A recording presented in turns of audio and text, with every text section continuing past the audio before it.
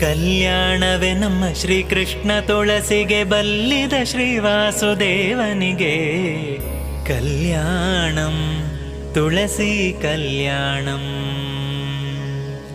ಕಲ್ಯಾಣಂ ತುಳಸಿ ಕಲ್ಯಾಣಂ. ಅಂಗಳದೊಳಗೆಲ್ಲ ತುಳಸೀವನ ಮಾಡಿ, ಅಂಗಳದೊಳಗೆಲ್ಲ ತುಳಸೀವನ ಮಾಡಿ, ಶೃಂಗಾರವ ಮಾಡಿ ಶೀಘ್ರದಿಂದ, ಶೃಂಗಾರವ ಮಾಡಿ ಶೀಘ್ರದಿಂದ.